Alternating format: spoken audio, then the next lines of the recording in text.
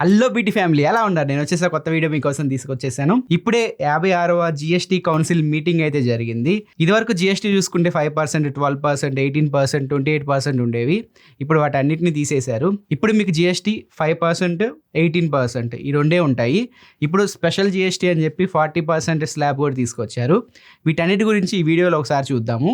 ముఖ్యంగా నేను మొబైల్స్ గురించి, ఎలక్ట్రానిక్స్ గురించి, ఆటోమొబైల్ ఇండస్ట్రీ గురించి, ఈ మూడింటి గురించి చెప్తాను. మీకు ఇంకా ఎక్స్ట్రా కావాలి, మీరు వేరే ఫీల్డ్ అనుకుంటే కింద డిస్క్రిప్షన్లో మన గవర్నమెంట్ వెబ్సైట్ అయితే మీకు ఇస్తాను. ఆ లింక్ క్లిక్ చేయండి, దాని లోపలికి వెళ్ళండి. ఏ ప్రొడక్ట్స్ పైన ఎంతెంత జిఎస్టీ రేట్లు తగ్గాయో అక్కడ మీకు కనిపిస్తూ ఉంటుంది. ఒకసారి మీరు చెక్ చేసుకోండి. మొబైల్ సైడ్ నుంచి ఎటువంటి క్లారిటీ లేదు, పెరిగిందా తగ్గిందా అని చెప్పి.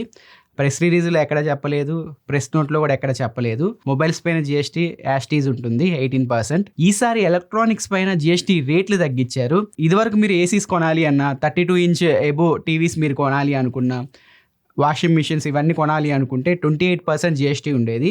ఇప్పుడు 18%కి దాన్ని తగ్గించారు. ఇప్పుడు మీరు హోమ్ రిలేటెడ్ ఎలక్ట్రానిక్స్ కొనాలి అనుకుంటే 18% జిఎస్టీ పడుతుంది. ఆటో ఇండస్ట్రీలో కూడా చాలా హ్యూజ్ చేంజెస్ అయితే చేశారు.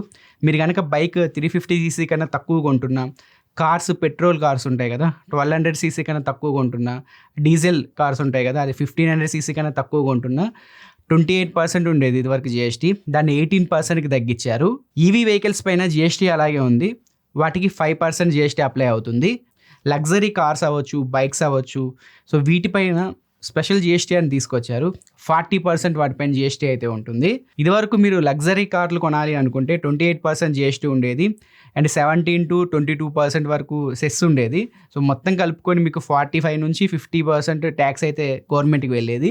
ఇప్పుడు దాన్ని తగ్గించేశారు. సెస్ ఇలాంటివి ఏమీ లేకుండా డైరెక్ట్ లగ్జరీ వెహికల్స్ పైన 40% జిఎస్టీ అయితే వేస్తున్నారు. ఇప్పుడు కొత్త జిఎస్టీ రేట్స్ సెప్టెంబర్ 22వ తారీఖు దగ్గర నుంచి అమల్లోకి అయితే వస్తాయి. సో నవరాత్రి ఆ రోజే స్టార్ట్ అవుతుంది.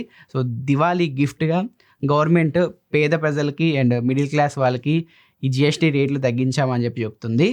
నిజంగా వీళ్ళు అన్నట్లుగానే పేదవాళ్ళకి, మిడిల్ క్లాస్ వాళ్ళకి ఈ జిఎస్టీ రేట్లు అయితే చాలా వరకు తగ్గాయి. ఇదివరకు కొన్ని ఐటమ్స్ పైన 12%, 18% జిఎస్టీ ఉండేది. వాటన్నిటిని 5%కి తగ్గించారు.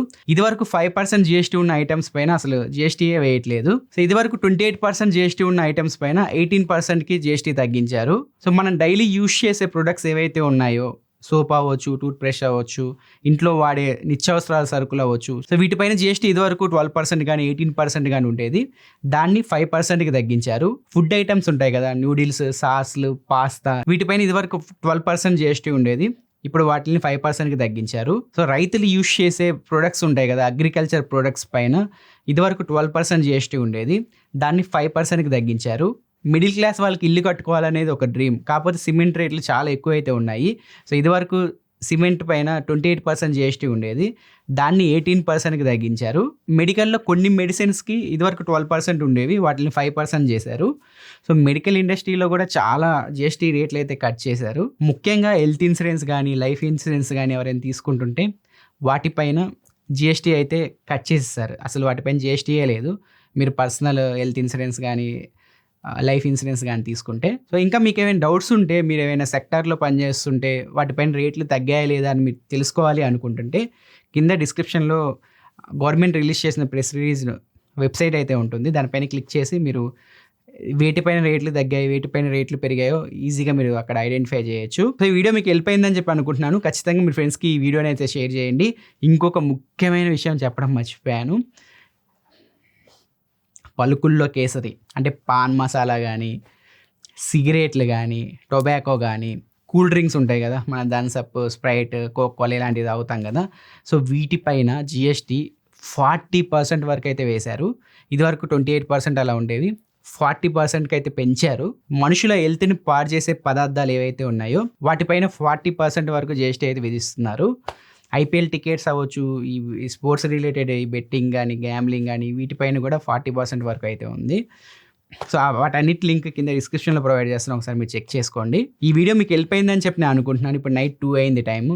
సో ఖచ్చితంగా ఈ వీడియో మీకు వెళ్ళిపోతే లైక్ చేయండి, మీ ఫ్రెండ్స్కి షేర్ చేయండి. ఇలాంటి యూస్ఫుల్ కంటెంట్ కోసం మన ఛానల్ సబ్స్క్రైబ్ చేసుకుని ఫాలో అవుతూ ఉండండి. నా నెక్స్ట్ వీడియోలో మరొక ఇంట్రెస్టింగ్ టాపిక్తో మీ ముందుకు వస్తాను. అంతవరకు సెలవు తీసుకుంటున్నాను. Bye friends.